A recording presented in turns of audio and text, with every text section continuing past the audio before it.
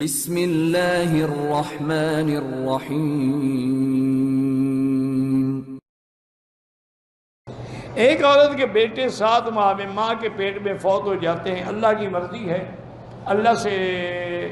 مانگتی رہے، دعا کرتی رہے،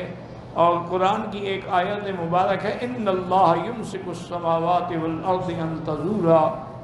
ولئن زالت، یہ آیت آخر تک جو ہے روزانہ ہر نماز کے بعد 7 دفعہ پڑھ کے دعا مانگے، انشاءاللہ بچے ضائع نہیں ہوں گے۔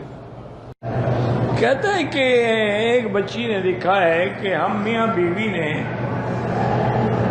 میڈیکل چیک اپ بھی کروایا ہے اور میڈیکل چیک اپ میں ہم دونوں ٹھیک ہیں، لیکن پھر بھی اولاد نہیں ہو رہی، تو میری بیٹی اس کے لیے ایک تو جو قرآن میں دعائیں ہیں نا پیغمبروں نے کی ہیں، رب لا تذرنی فردا وانت خیر الوارثین، اسی طرح رب حب لی من لدنک ذریۃ طیبہ انک سمیع الدعاء، یہ دعائیں زیادہ مانگا کرو۔ اور تیسری بات یہ ہے کہ جب بھی اللہ موقع دے میاں کو بھی بیوی کو بھی سورۃ یوسف پڑھ کے دعا کیا کرو، کم از کم ہفتے میں 1 دفعہ تو پڑھ لیں، تو انشاءاللہ وما ذالک علی اللہ بعزیز، اللہ کے آگے کیا مشکل ہے۔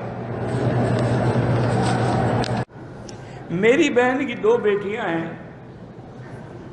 اللہ اس کو بیٹا، اللہ پاک سب کو اولاد صالح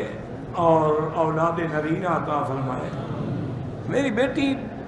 ہے تو بزرگوں کی بات اللہ عالم کتنا ٹھیک ہے یا نہیں ہے، لیکن چونکہ قرآن کی بات ہے تو میں اس لیے مانتا ہوں۔ وہ کہتے ہیں کہ جب عورت کو حمل ہو جائے اس کی دائیں پسلی پر انگلی سے سورۃ اعلیٰ سبح اسم ربک الاعلیٰ لکھ دے تو بچہ پیدا ہو۔ اللہ عالم، میرا تو ایمان یہ ہے وہ چاہے تو لڑکا دے چاہے تو لڑکی دے، یہب لمن یشاء اناثا ویہب لمن یشاء الذکور، لڑکا دے لڑکی دے، او یزوجہم جوڑے دے یا بالکل نہ دے، اس کی مرضی ہے۔ اب دیکھو نا، وہ کہتی ہے ٹیسٹ بھی ہمارے ٹھیک ہیں لیکن نہیں ملتی اولاد، اللہ کی مرضی۔ کہتے جی کہ اولاد میں وقفہ کرنا چاہیے یا نہیں؟ میرا بھائی اگر عذر ہو، یعنی عورت بیمار ہے،